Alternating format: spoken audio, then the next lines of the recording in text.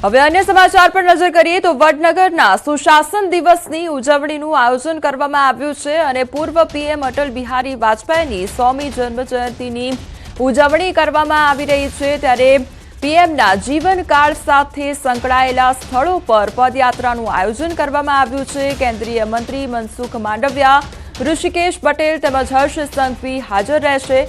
જન્મસ્થળ, શાળા, તળાવ, રેલવે સ્ટેશન રૂટ પર પદયાત્રા કરવામાં આવશે। તો પદયાત્રા તાનારીરી ગાર્ડનથી નીકળી ઘાસકોડ દરવાજા સુધી તેમજ રેલવે સ્ટેશન, મેડિકલ કોલેજ, અમરથોડ દરવાજાથી પરત તાનારીરી ગાર્ડન ખાતે આવશે। આ પદયાત્રામાં ફેન્સી ડ્રેસમાં વિદ્યાર્થીઓ અને નાગરિકો પણ જોવા મળશે। ત્યારે ભારતીય બંધારણની 75મી વર્ષગાંઠની 1 વર્ષ સુધી ચાલનારી ઉજવણીના ભાગરૂપે આયોજન કરવામાં આવ્યું છે।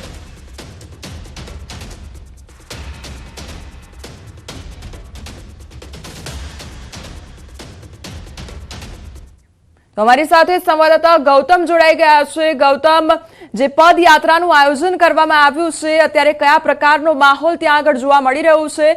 આ સાથે કોણ કોણ ત્યાં અત્યારે હાજર છે?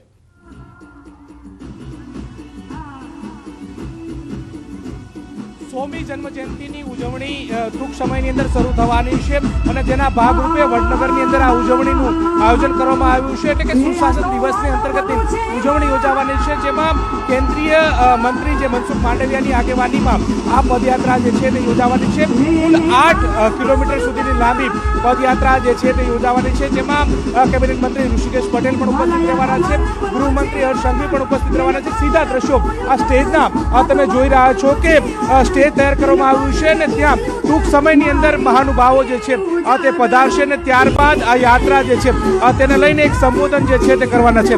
મહત્વનું સાથે સાથે એ પણ છે કે યાત્રા અંતર્ગત 15,000થી પણ વધારે જે યુવાનો જે છે તેમાં પાર્ટિસિપેટ કરવાના છે। અત્યારે હાલ તમે જોઈ રહ્યા છો કે યુવાનોમાં અનેરો ઉત્સાહ જે છે તે જોવા મળી રહ્યા છે। ઢોલના તાલે ઝૂમી રહેલી આ યુવતીઓ જોવા મળી રહી છે। મહત્વનું એ છે કે શ્રમ અને રોજગાર મંત્રાલય મનસુખ માંડવિયા જે છે તેમની ઉપસ્થિતિમાં આ 100મી જે જન્મજયંતિની ઉજવણી જે છે તે થવાની છે। પદયાત્રાની અંદર સ્થાનિક યુનિવર્સિટીઓ, કોલેજના વિદ્યાર્થીઓ, એનજીઓ સહિતના 15,000થી પણ વધુ માય ભારત સ્વયંસેવકો જે છે તે ભાગ લેવાના છે। 8 કિલોમીટર લાંબી આ પદયાત્રા યોજાવાની છે। તાનારીરી ગાર્ડનના દ્રશ્યો તમે સીધા જોઈ રહ્યા છો કે જ્યાં મોટી સંખ્યાની અંદર જે યુવાનો પહોંચી ચૂક્યા છે અને યુવાનો અત્યારે હાલ ઢોલના તારે ઝૂમી રહ્યા છે, નાચી રહ્યા છે અને એનો ઉત્સાહ જે છે તે જોવા મળી રહ્યો છે। એનસીસીના કેડેટ પણ તમને જોવા મળી રહ્યા છે કે તેઓ પણ આ યાત્રાની અંદર જોડાવાના છે। 8 કિલોમીટર સુધીની આ લાંબી યાત્રા એટલે કે તાનારીરી ગાર્ડનથી શરૂ થશે અને શહેરભરમાં એટલે કે વડનગર, આમ તો પ્રધાનમંત્રી નરેન્દ્ર મોદીનું આ જન્મસ્થળ છે, પ્રધાનમંત્રી મોદીનું હોમ જે સ્ટે કહેવાય છે અને ત્યાં આ યાત્રા જે છે તે યોજાવાની છે। મહત્વનું એ છે કે 8 કિલોમીટરમાં રેલવે સ્ટેશન સહિતના જે વિવિધ વિસ્તારો જે છે તેમાં આવરી લેવામાં આવશે। આ તમામ યુવાનો જે છે તે પદયાત્રા કરવાના છે। અત્યારે હાલ તમામ યુવાનો પહોંચી ચૂક્યા છે। ટૂંક સમયની અંદર કેન્દ્રીય મંત્રી મનસુખ માંડવિયા જે છે તે પધારશે, સંબોધન યુવાનોને કરશે, યુવાનોને જોમ જુસ્સો કરશે। અત્યાર સુધીની આ આખા વર્ષ દરમિયાન યાત્રાઓ જે છે તે ચાલવાની છે। 12 યાત્રા યોજાવાની છે, તે પૈકીની આ ચોથી યાત્રા જે છે તે ચોથી યાત્રામાં મોટી સંખ્યાની અંદર યુવાનો જે છે તે ભાગ લઈ રહ્યા છે। મહત્વનું સાથે સાથે એ પણ છે કે અત્યારે હાલ વહેલી સવારનો સમય છે, વહેલી સવાર ઠંડીના માહોલ વચ્ચે પણ યુવાનો જે છે તે એટલા ઉત્સાહ જોમ જુસ્સા સાથે અહીંયા પહોંચી ચૂક્યા છે અને એક અનેરો માહોલ જે છે તે જોવા મળી રહ્યો છે। ચોથી યાત્રા જે છે કેન્દ્રીય મંત્રી મનસુખ માંડવિયા પ્રસ્થાન કરાવશે અને ત્યારબાદ જે છે તે યાત્રાની અંદર પણ તેઓ જોડાશે। જી ગૌતમ, સમગ્ર માહિતી બદલ આપનો આભાર અને વધુ અપડેટ આપની પાસેથી લેતા રહીશું।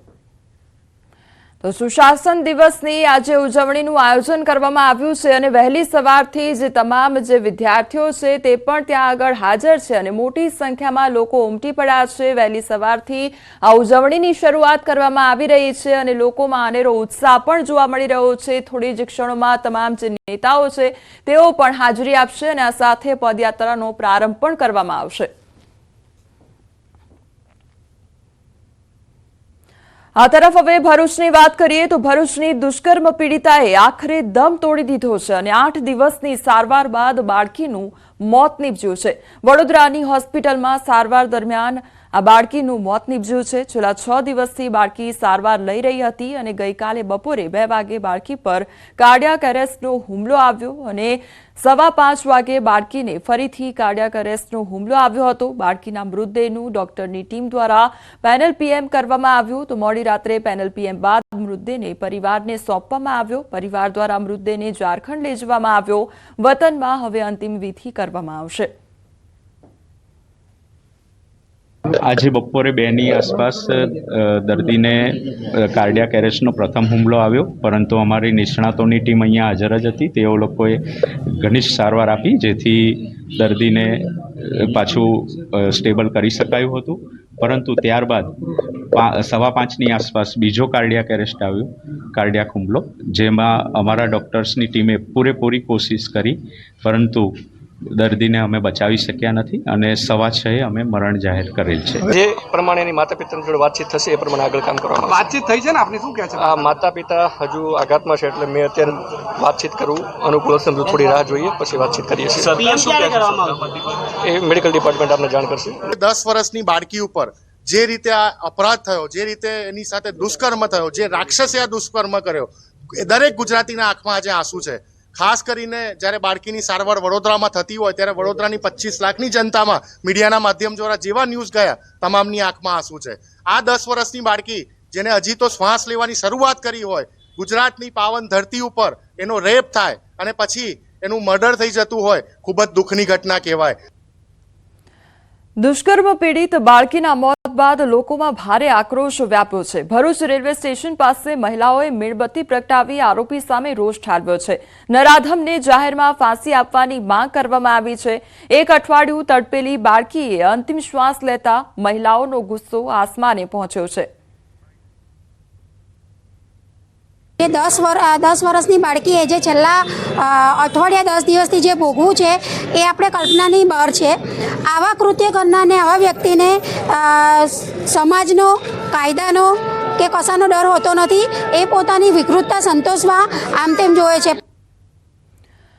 તો આ તરફ બાળકી સાથે દુષ્કર્મ આચરનારા આરોપીના ફરી રિમાન્ડ મંજૂર થયા છે। ઝઘડિયામાં બાળકી સાથેના રેપ કેસના આરોપી વિજય પાસવાનના ફરી 7 દિવસના રિમાન્ડ મંજૂર કરવામાં આવ્યા છે।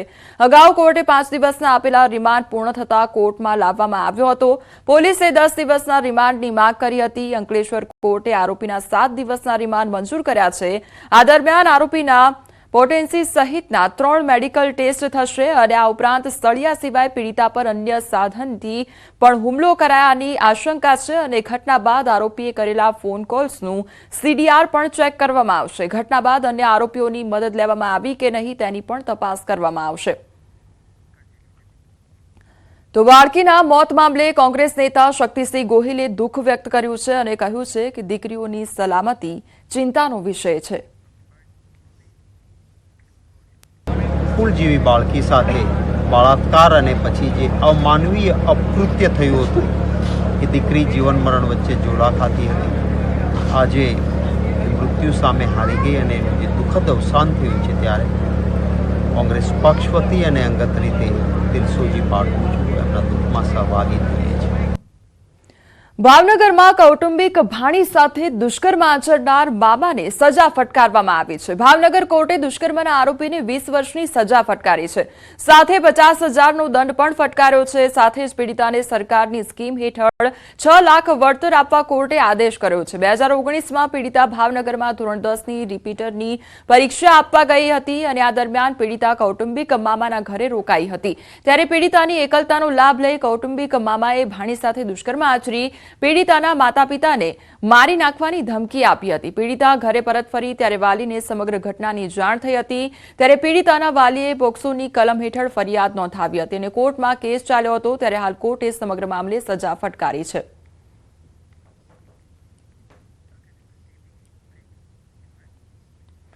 ખેડામાં ચોંકાવનારી ઘટના બની છે અને નાશ કરવા લાવેલા દારૂની ચોરી થતી હોવાના દ્રશ્યો સામે આવ્યા છે। પોલીસની હાજરીમાં જ કેટલાક લોકોએ દારૂની બોટલો ઉઠાવી હોય તેવા ચોંકાવનારો વિડીયો સામે આવ્યો છે। લોકો દારૂની ચોરી કરતા હોય એવો વિડીયો સામે આવ્યો છે અને જેકેટમાં દારૂ સંતાડતા બે વ્યક્તિ કેમેરામાં કેદ થયા છે। કેમેરો જોતા જ આ બંને વ્યક્તિ દ્વારા દારૂને પાછો મૂકવામાં આવ્યો અને દારૂ ચોરતા આ બંને વ્યક્તિ કોણ છે તે મોટો સવાલ છે। કપડવંજમાં પોલીસે કરેલા પ્રોહિબિશનના ગુનામાં પકડાયેલા દારૂનો નાશ કરવામાં આવી રહ્યો હતો અને તે દરમિયાનનો આ વિડીયો સામે આવ્યો છે, જેમાં બે વ્યક્તિ આવે છે અને જેકેટમાં દારૂની બોટલ લઈ જવાનો પ્રયાસ કરે છે। તો અમારી સાથે હાલ સંવાદદાતા ઉમંગ જોડાઈ ગયા છે। ઉમંગ, આ ચોંકાવનારી ઘટના જે સામે આવી છે, બે વ્યક્તિ કોણ હતા કે જે દારૂની ઉઠાંતરી કરીને જઈ રહ્યા હતા? શું અપડેટ મળી રહ્યું છે તેને લઈને? ચોક્કસથી વાત કરવામાં તો ગત રોજ ખેડા જિલ્લાનું જે કપડવંજ છે ત્યાં આગળ કપડવંજ પોલીસ સ્ટેશનના હદમાં આવતા જે પકડાયેલા વિદેશી દારૂ હતો તેનો નાશ કરવાનો સમગ્ર કાર્યક્રમ હતો। આ કાર્યક્રમ કપડવંજના પ્રાંત અને ડીવાયએસપી વીએન સોલંકીની ઉપસ્થિતિમાં કરવામાં હતો। તે દરમિયાન કેટલાક યુવાનો દ્વારા આ દારૂ છે તે જેકેટ અંદર ચોરી જતા હોય તેવું સામે હતું। આ તમામ દ્રશ્યો કેમેરામાં કેદ થયા હતા। મહત્વની વાત કરું તો ત્યાં આગળ કેટલાક કોન્સ્ટેબલ પણ ઉપસ્થિત હતા, સ્થાનિક પીઆઈ પણ ઉપસ્થિત હતા। ડીવાયએસ પર તેમ છતાં લોકો દારૂ છોડી જતા જ્યારે મીડિયાના ધ્યાને આ વસ્તુ આવે છે ત્યારે તે લોકો જેકેટમાં છુપાયેલા દારૂ પાછળ લઈને મૂકી જાય છે। આ વ્યક્તિઓ કોણ છે તેની હજુ સુધી કોઈ સ્પષ્ટતા કરવામાં નથી આવી। આ બાબતે પોલીસ દ્વારા કોઈ પણ પ્રકારનું સ્ટેટમેન્ટ હજુ સુધી આપવામાં આવ્યું નથી। પરંતુ સવાલ ઉભો થાય છે કે જ્યારે કપડવંજના પ્રાંત અધિકારી ઉપસ્થિત હોય, ડીવાયએસપી ઉપસ્થિત હોય, તેમ છતાં જે દારૂની ચોરી થાય તો કેમ ચાલે? જી ઉમંગ, સમગ્ર માહિતી બદલ આપનો આભાર। 31 ડિસેમ્બર નજીક આવતા જ બુટલેગરો સક્રિય થયા છે અને દસાડા પોલીસે દસાડા જૈનાબાદ હાઈવે પરથી મોટા પાયે વિદેશી દારૂ ઝડપી પાડ્યો છે। વિદેશી દારૂની 5628 બોટલ, જેની કિંમત 15.77 લાખનો દારૂ ઝડપાયો છે। પાપડના બોક્સની આડમાં વિદેશી દારૂની હેરાફેરી કરતા ટ્રક ચાલક સહિત બે શખ્સોને ઝડપી પાડી કાયદેસરની કાર્યવાહી હાથ ધરવામાં આવી છે। ટ્રક તેમજ અન્ય સામાન મળી કુલ 27.5 લાખનો મુદ્દામાલ કબજે કરવામાં આવ્યો છે। દારૂ મોકલનાર તેમજ દારૂ મંગાવનાર સહિત 4 શખ્સો સામે ગુનો નોંધવામાં આવ્યો છે। અમદાવાદ ગ્રામ્ય એલસીબીએ મોટા પ્રમાણમાં દારૂનો જથ્થો ઝડપી પાડ્યો છે અને કોચરિયા ગામની સીમ પાસે હાઈવે પરથી બે આરોપીઓને ઝડપી પાડવામાં આવ્યા છે। રૂપિયા 48 લાખના 13,545 બોટલ દારૂ જપ્ત કરવામાં આવ્યો છે।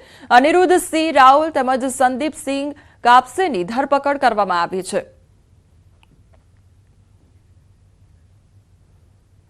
રાજકોટ શહેર એસઓજી દ્વારા કરવામાં આવેલ એનડીપીએસના કેસના મુદ્દામાલનો નાશ કરવામાં આવ્યો છે। લગભગ 71 જેટલા કેસના 83 લાખના મુદ્દામાલનો નાશ કરવામાં આવ્યો છે।